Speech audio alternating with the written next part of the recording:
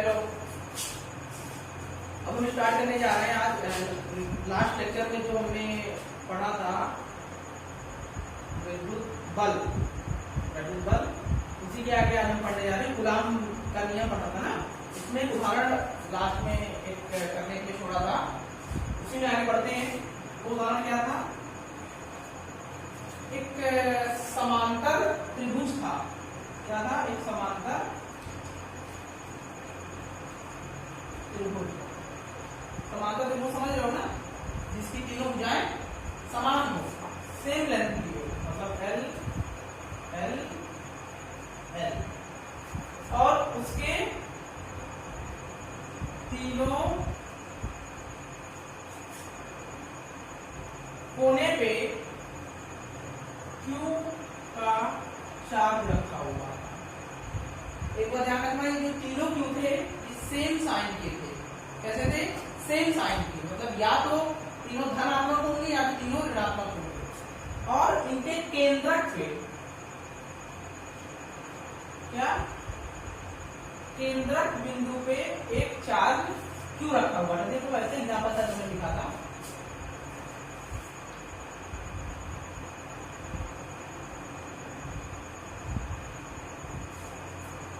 चलो ये side A, ये साइड B, ये साइड C, उसके अंदर को हम कह देते हैं O। ठीक, केंद्रक क्या होता है? ये भाई गणित की चीज है। केंद्रक ये होता है किसी भी त्रिभुज, ये O तुम्हारा क्या है? O पॉइंट तुम्हारा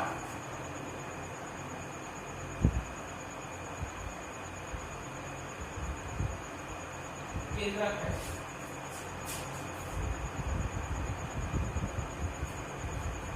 केंद्रक क्या होता है? किसी त्रिभुज, इसके सामने वाली भुजा से इस पे ऐसी लाइन खींचो जो इसको दो बराबर भागों में बांटे। इस वाले भुजा के लिए इस वाले कोने से एक ऐसी लाइन खींचो जो इसको दो बराबर भागों में बांटे। इस वाले भुजा के लिए इस वाले कोने से, इस वाली भुजा के लिए इस वाले कोने से ऐसी लाइन खींचो जो इसको दो भागों में, ये तीनों जहां आके मिलेंगे ये तुम्हारा क्या होता है? केंद्रक। ठीक, ये तो एक जनरल बात।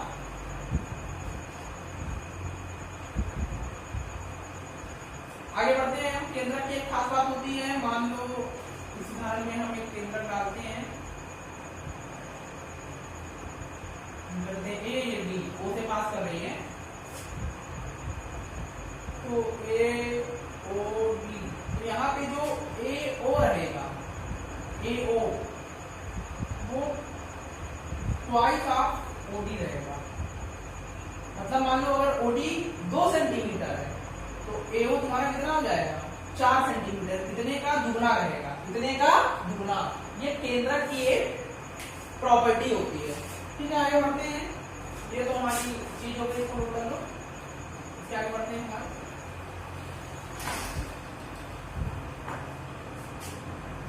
हमसे पूछा ही गया था F बताओ Q पर कितना लगेगा। तो इस Q पर इसकी वजह से, इसकी वजह से, इसकी वजह से हम कह देते हैं इस पे चार्ज Q1 है, इस पे चार्ज Q2 है, इस पे चार्ज Q3 है, और Q1 बराबर Q2 बराबर Q3 है। ये क्वेश्चन में दिया हुआ है। चलो क्वेश्चन जल्दी से हल करते हैं। अब इस Q और इस वाले Q में एक बल लगेगा। कैसा बल? ये भी पॉजिटिव है, ये भी मान लो धनात्मक ले लेते हैं, तो इस पे बल लगेगा इधर। इस वाले की वजह से इस पे बल इधर लगेगा, इधर। इस वाले से इस पे इधर। ठीक है, मतलब कैसे हो गया? एक तो आ गया इधर, किसकी वजह से? QP की वजह से है ना, जिसको नाम देते हैं F2। ये किसकी वजह से है? 3 की वजह से। चार्ज नंबर 3 Q3 की वजह से इसको नाम देते हैं F3। ये किसकी वजह से है, Q1 की वजह से। देखो इसको क्या नाम देंगे, F1, ठीक। तो ये F3 हो गया, तो F2 F1। चलो भैया तीनों के बीच का कोण कितना होगा, सभी को पता है 120 120 120। अच्छा बात ध्यान रखना, F1 F2 F3 का मान भी बराबर होगा। क्यों, क्योंकि दूरी सबकी सेम है। दूरी क्या है सबकी सेम। सेंट्रॉइड की एक खास बात, केंद्रक की एक खास बात होती है, केंद्रक की खास बात ये होती है कि सभी कोणों से उसकी दूरी बराबर होती है। चलो भैया आगे बढ़ते हैं। तो मान लो F1 निकाल लें, तो F1 निकालने के लिए उतना ही F2 होगा, उतना ही F3 होगा। तो F1 निकालने के लिए सबसे पहले हमें क्या चाहिए, ये वाली दूरी चाहिए, ये वाली दूरी, तभी तो ये इस Q से इस Q के बीच की दूरी। तभी तो क्या फॉर्मूला क्या होता है हमारे पास, कूलम का नियम क्या था, F बराबर K Q1 Q2 बटे R स्क्वायर, ठीक। तो Q1 पता है, Q2 पता है, मान लो 3, तो कोई भी Q स्मॉल Q ले लो, कैपिटल Q ले लो। R की दूरी चाहिए, दूरी कैसे निकालेंगे, देखिए हम यहां से इस पे क्या डाले हैं, एक लंब डाले हैं, इस BC पे हम एक लंब डाले हैं, BC पे हमने एक लंब डाला है, लंब को ऐसे दिखाते हैं ऐसे, देखो ये लंब है ना, ये तो 90 अंक हमारा है, तो BC पे हम एक 18 लंब डाले हैं। तो अब देखो ध्यान से, ये यहाँ पे दोनों बराबर भागों में बढ़ जाएगा, दोनों बराबर भागों में बढ़ जाएगा। ये समांतर त्रिभुज था, तो 60 60 60, तो 60 का आधा 30। तो यहाँ पे हम लगाते हैं, हमें AD का मान चाहिए, इसका मान चाहिए AD का, AD का मान हमें चाहिए। तो AD का मान निकालने के लिए तो क्या करेंगे, इस त्रिभुज को लेंगे, इस वाले त्रिभुज, ठीक। ये हमें पता है 30, तो हम रखेंगे मैथमेटिक्स में जाएंगे, cos 30 बराबर, cos क्या होता है, आधार बटे कर्ण, आधार बटे कर्ण, गणित में पढ़े होगे कक्षा 10 तक में, आधार बटे कर्ण, आधार बटे कर्ण। तो आधार कितना है हमें नहीं पता है, तो आधार क्या लिखते हैं, AD लिखते हैं इसकी जगह, और कर्ण कितना है L। देखो ये तो L दिया हुआ है ना क्वेश्चन में ही, तो cos 30 का मान कितना होता है, cos 30 का मान √3/2, ये भी मैथमेटिक्स नहीं पढ़ेंगे। अब AD बटे L, तो L को इधर ले आते हैं, बराबर क्या आ गया AD, तो AD का मान कितना आ गया, √3L बटे 2 × L। अब ये पूरे का मान है AD का, हमें किसका चाहिए, AO का, मतलब OA का चाहिए, OC का चाहिए, OB करके हमें पता है कि OA बराबर OC बराबर OB, OA बराबर OB बराबर OC। तो हम OA का निकाल लेते हैं, तो OA कितना होगा, पूरे का 2/3, पूरे का 2/3 होगा, क्योंकि अभी हमने बताया था केंद्रक के लिए, ये केंद्रक है, तो केंद्रक ही तो O है, तो AO का मान कितना होगा, AD का 2/3, तो AO का मान कितना आ जाएगा, 2/3 कितना, AD 2/3, AD का मान कितना आया, √3/2 L, तो इसमें कितना आ गया, √3 से कटेगा तो √3 कितना आ गया, L बटे √3, ये किसका मान आ गया, AO का, और AO ही हमारा क्या है, R है। देखो यही तो दो आवेशों के बीच की दूरी है, यहीं पे Q है, यहीं पे Q है, तो इन दोनों के बीच की दूरी क्या है, R, यही तो R आपको चाहिए, इसीलिए तो हमने इतनी मेहनत की है। ठीक है, फिर आगे बढ़ते हैं।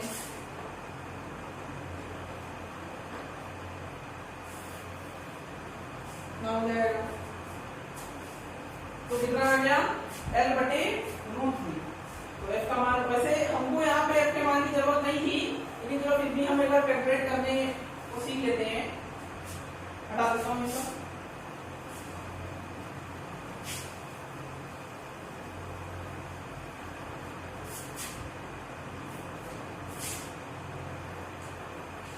तो f1 तुम्हारा आ जाएगा k, q1 q ले लो, q1 और q के बराबर लेंगे, q के बराबर होगी, तीनों चार बराबर है तो कोई एक ही लेना पड़ेगा।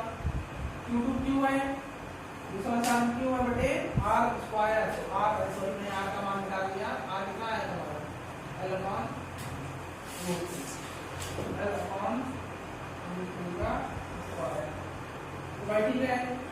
तो ये रूट 3 का स्क्वायर होगा 3 ऊपर चला जाएगा तो क्या हो जाएगा 3 बटे l स्क्वायर। अब f1 कितना होगा उतना ही f2 होगा उतना ही f3 होगा। तो भैया हमारे पास f1 f2 f3 का मान निकल आया है, लेकिन हमको इसको किस तरीके से जोड़ना है, सदिश तरीके से, वेक्टर रूप से। तो वेक्टरली अगर हमें इसको जोड़ना रहेगा तो वेक्टरली जोड़ने के लिए हम क्या करते हैं भैया, सूत्र लगाते हैं। क्या सूत्र लगाते हैं, अब देखो एक काम करो, इस f3 को तोड़ दो, क्या कर लो, तोड़ दो, और इस f2 को भी क्या कर लो, तोड़ दो। तो मैं दिखाता हूं कैसे। मान लो कोई फोर्स f है, कोई भी फोर्स f है, और उसको हमें तोड़ना हो, और सपोज कर लो ये इससे थीटा बना रहा है, इस वाले से, ये दोनों आपस में 90 है, ये कैसा है, ये 90 x पे है, तो इसको तोड़ेंगे कैसे, इधर हो जाएगा f cos थीटा, हो जाएगा f sin थीटा। ये अच्छा 11 के इसमें पढ़े होंगे, ठीक है। तो ये इससे 60 है, तो 60 मतलब f cos 60, ये वाला इधर कैसे टूटेगा, f cos 60, f इसलिए लिख रहे हैं क्योंकि f2 f3 से किसके बराबर है, हम f के बराबर ले लेते हैं, ये सब आपस में बराबर है भाई, सबका मान यही आएगा। चाहे इसके लिए q यहाँ पे भी q रखोगे, यहाँ का चार्ज भी q2 q के बराबर है, और दूरी इसकी भी l अपॉन रूट 3 आएगी, तो आखिरकार f3 के लिए सब तीनों बराबर आएंगे, सब बराबर आएंगे। तो ये वाला इससे टूटेगा f sin theta, f sin theta. तो देखो इस पॉइंट पे उतना इधर लग रहा है, इतना इधर, तो दोनों एक दूसरे को क्या कर देंगे, कैंसिल कर देंगे, ये दोनों आपस में क्या हो जाएंगे, जुड़ जाएंगे, ठीक है। तो f और a प्लस f, तो कितना हो जाएगा, f cos 60 plus f cos 60। देखो ना दोनों मिलके इधर ताकत लगा रहा है, तो कितना हो जाएगा 2f cos 60। cos 60 का मान कितना होता है, cos 60 का मान पता है, हाफ, 2 से 2 कट गया तो कितना आ गया है।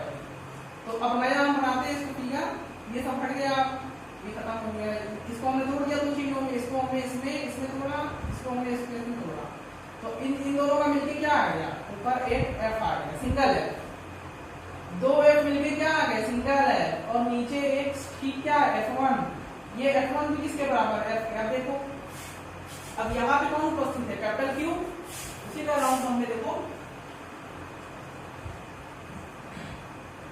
बनाया है। तो अभी लोग हम क्या करेंगे, एक दूसरे को कैंसिल आउट करेंगे, क्योंकि उतना ही फोर्स उधर लग रहा है, उतना ही फोर्स उसके अपोजिट लग रहा है। तो कुल Q पे फोर्स कितना आ गया, 0, कितना, ठीक, तो आंसर क्या हो जाएगा, धन्यवाद।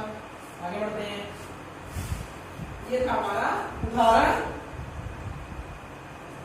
यदि उदाहरण में कहीं दिक्कत रह जाती है, या किसी भी टॉपिक में कहीं दिक्कत रह जाती है, किसी भी टॉपिक में कहीं अगर प्रॉब्लम आती है, तो उसको ग्रुप पे बिल्कुल भी संकोच डाल देना, हम आपसे संपर्क कर लेंगे, उचित तरीके से तुमको समझा देंगे, लेकिन पूछने से बिल्कुल मत हिचकिचाना। आगे बढ़ते हैं, समय नहीं ज्यादा। दे पाएंगे।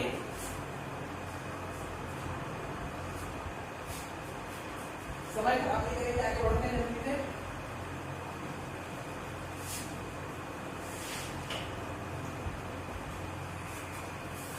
नेक्स्ट आता है हमारा, हमने कूलम का नियम पढ़ लिया, कूलम नियम। हम आते हैं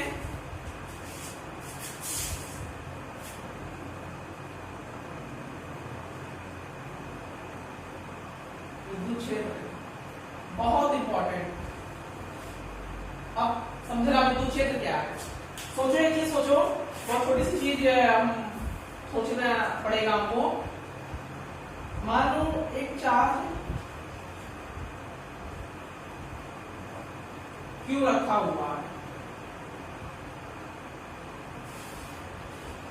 और एक चार्ज हम लेकर आते हैं स्मॉल क्यू, क्यू से सपोज कर लो आर दूरी पे, कितने दूरी पे, आर दूरी पे।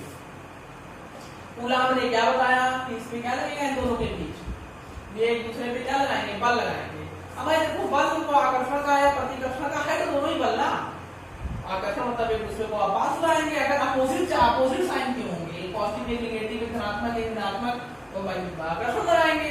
अगर ये दोनों सेम साइन में, दोनों धनात्मक हुए या दोनों ऋणात्मक हुए, तो क्या लगाएंगे, कैसा बल लगाएंगे, प्रतिकर्षण का बल लगाएंगे। तो वो भाई क्वेश्चन में दिया होता है, वो पूछा जाएगा डायरेक्शन, तो सबसे डायरेक्शन तय करते हैं।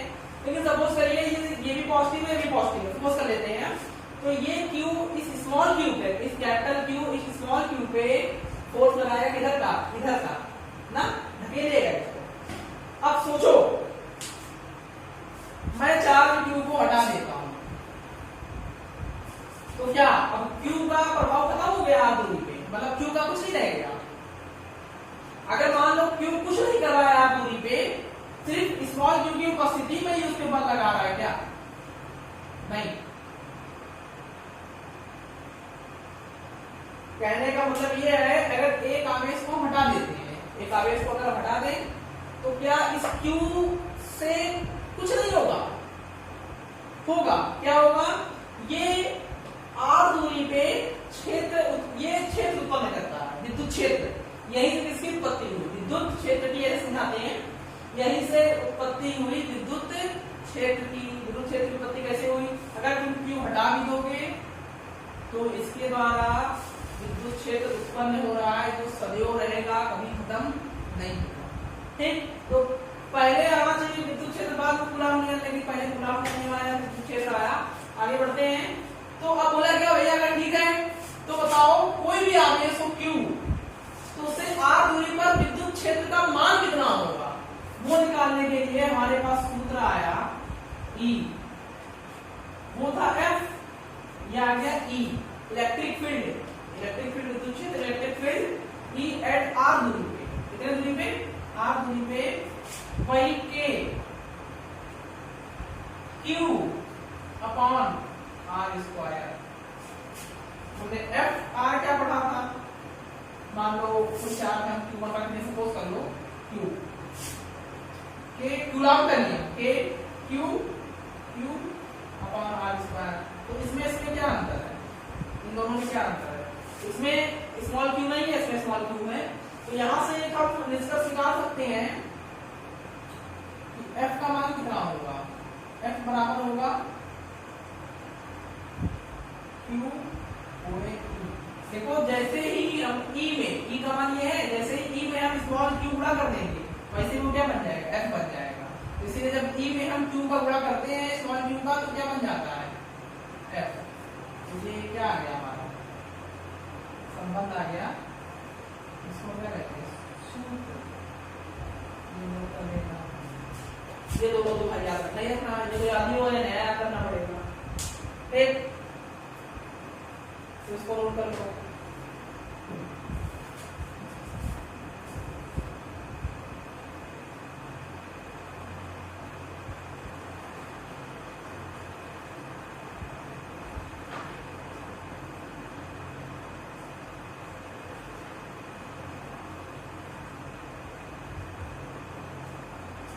हो गया,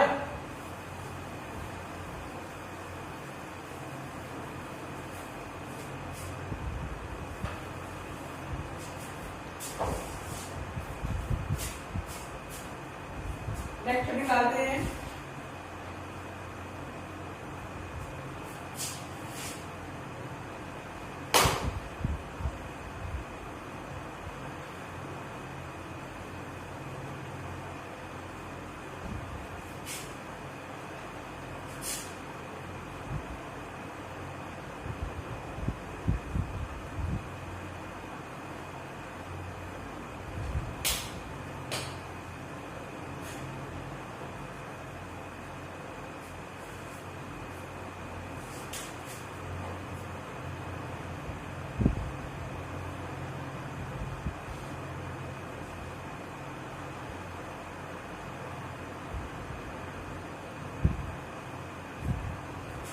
आवेशों की निकाय की बात जैसे हमने कूलॉम नियम पढ़ा था कि मान लो कई सारे अगर आवेश हो जाएं तो उसमें कैसे बल लगेगा, तो वो हमने पढ़ा था, उसको वेक्टर सम किया था, उसका सदिश तरीके से जोड़ा था। यहाँ पे भी वही काम करेंगे। मान लो यहाँ चार्ज Q1 है, यहाँ चार्ज Q2 है, यहाँ चार्ज Q3 है, तीन ही ले लेते हैं, 3 ले लो, 4 ले लो, 5 ले लो, तो कुछ भी कितना भी ले सकते हो। मान लो इस पॉइंट P पे तुमसे क्या पूछा जाए, बताओ इस पॉइंट P पे E एट P बिंदु पर इलेक्ट्रिक फील्ड विद्युत क्षेत्र का मान क्या होगा। बल नहीं पूछा जा रहा है, बल तो कूलॉम में हमने पढ़ा था, यहाँ पे क्षेत्र का मान पूछा जा रहा है। तो क्षेत्र का मान कितना होगा, तो भैया इसके लिए हमें थोड़ी सी मेहनत करनी पड़ेगी। क्या मेहनत, देखो Q1 से निकलेगा बल क्षेत्र, इधर जाएगा, इससे निकलेगा इधर, इससे निकलेगा इधर, ठीक। मान लो ये R1 हुई, ये R2 हुई, ये R3 हुई, तो ये क्या हो जाएगा E3, ये वाला E2, ये वाला E1, तो EP क्या हो जाएगा, सबको हमको जोड़ना है। कैसे जोड़ना है, वेक्टर तरीके से जोड़ना है। वेक्टर तरीके से कैसे जोड़ेंगे, K Q1 या ऐसे मैं कह दूं पहले E1 plus E2 plus E3, ठीक। E1 का मान कितना लिखोगे, K आवेश का मान कितना है Q1, तो चार्ज ही रखा है, यहाँ पे हम क्षेत्र निकाल रहे हैं। बल होता तो दूसरा आवेश होगा, एक ही आवेश है बटे R1 का स्क्वायर, R1 का कैप प्लस, अगर हम कैप भी लगाएंगे तो वेक्टर भी नहीं जोड़ पाएंगे, अगर इसको नहीं लगाओगे तो सीधे जोड़ दोगे, तो ये लगाना जरूरी है ताकि हमें पता लग जाए कि हम सम कैसा कर रहे हैं, वेक्टर वाला कर रहे हैं, ठीक। K Q2 बटे R2 का square, R2 cap plus K आगे लिखोगे Q3 बटे R3 का स्क्वायर, R3 कैप। तो इनको हमें कैसे जोड़ना है, वेक्टर नहीं जोड़ना है, तो वेक्टर नहीं जोड़ने के लिए क्या करेंगे, K कॉमन ले लेंगे। K मतलब क्या, K चलो K की जगह मैं लिख देता हूँ 1/4 पाई एप्सिलॉन नॉट, ये तो पढ़ा था K, इसको हमने K मान लिया था। फिर जोड़ना है, I कहाँ से लेंगे, 1 से लेके 3 तक, Q I बटे R I square, R I cap, बस हो गया, E एट Q।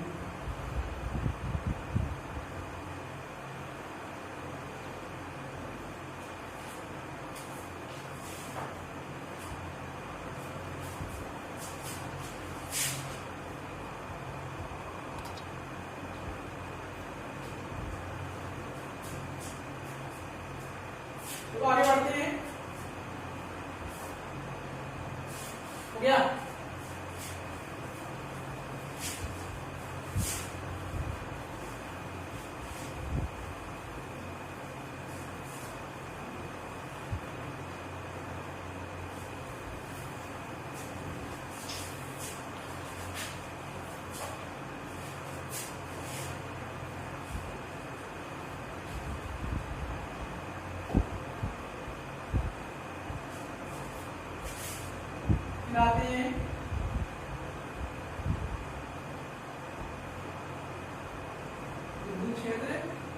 रेखाएं।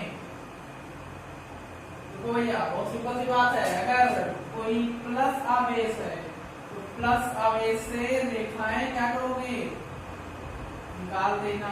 कोई अगर बिंदु आवेश है और कैसा है, धनात्मक, तो उसे क्या कर देना, रेखा निकाल देना। और यदि कैसा है, ऋणात्मक, तो उसमें रेखा क्या कर देना, इसमें वहां पे रेखा आके खत्म होती है और धन से निकलती है, ऋण में आके खत्म होती है। ठीक है, तो ये तुम्हारी क्या होगी, छेद रेखाएं। अगर धन आवेश होगा तो वहां से रेखाएं निकलेंगी, अगर ऋण होगा तो उससे रेखाएं जाएंगी।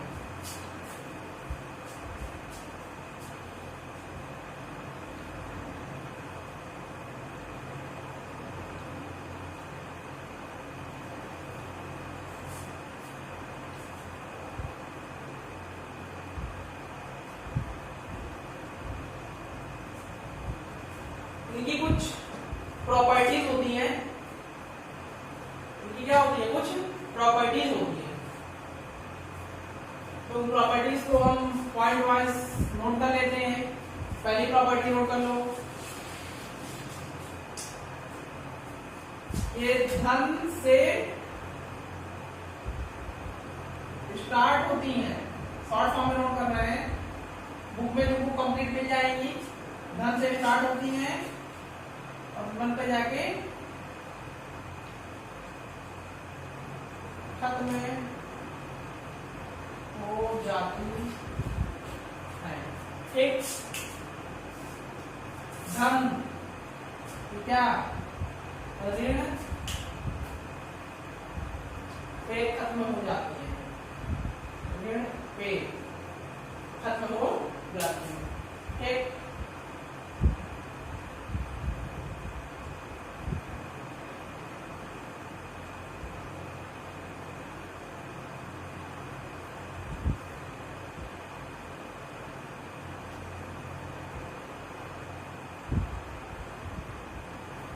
दूसरा पॉइंट,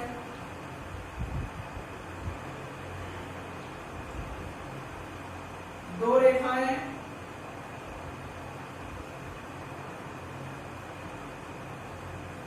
एक दूसरे को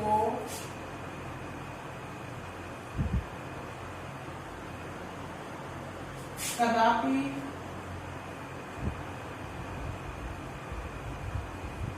नहीं काटती हैं।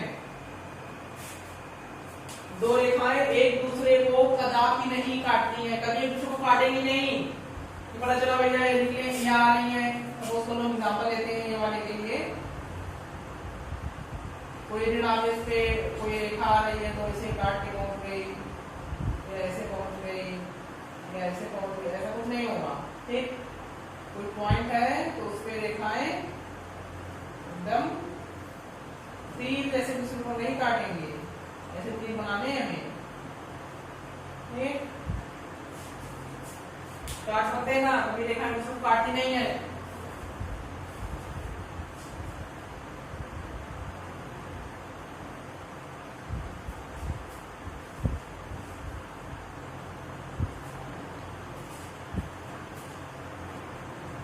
लोग उदाहरण लेते हैं,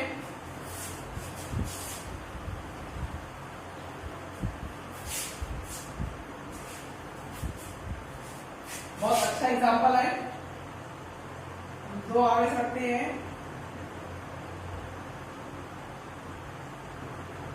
दो आवेश को पास पास रखिए, दोनों धनात्मक है, क्या होगा, तो धन से तो लाइन निकलती है।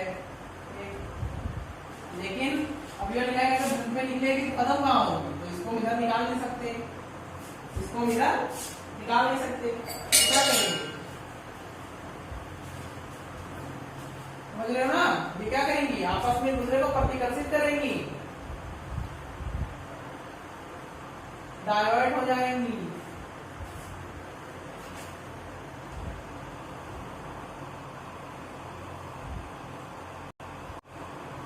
सोचो ये जा कहाँ रही है, कहाँ जा रही है, ऋण आवेश पे, कहाँ,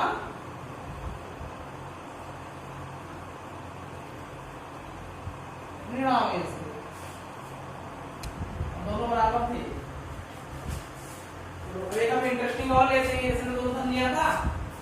हैं इसको, एक दूसरा उदाहरण लेते हैं।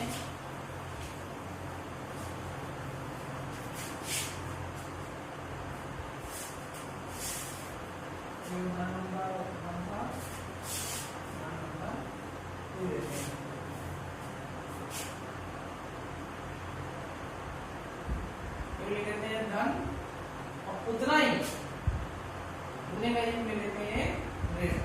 तो ये पता है कि ऋण में रेखा क्या होती है, आती है धन से रेखाएं। यहाँ पे भी क्या होगा, ठीक, तो दोनों वहां पे तो कुछ नहीं होगा, तो रेखाएं ना किसी को तो ऐसे ही डूब जा रही है। यहाँ पे रेखाएं यहाँ से निकलेगी और यहाँ पे जाके इनका अंत होगा। ये रेखा कैसे निकलेंगी, ये प्लस है ये माइनस है,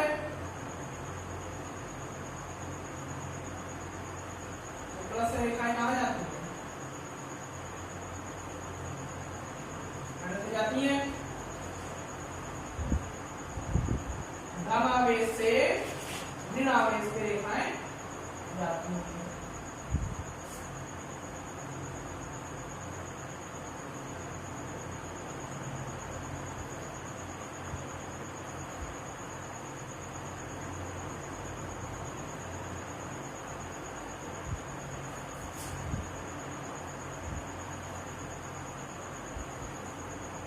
इस पे आ रही है, इस पे रेखाएं, क्योंकि कैसा आवेश है, ऋण आवेश। ये कैसा है, धन। ये आवेश कैसा है, ऋण। ये कैसा है, धन। ठीक, यहां से ले लिया खत्म होगी, यहां से ले लिया खत्म हो जाएगा, क्योंकि धन से चलती है रुपये खत्म होती है। ये दो उदाहरण हो गए।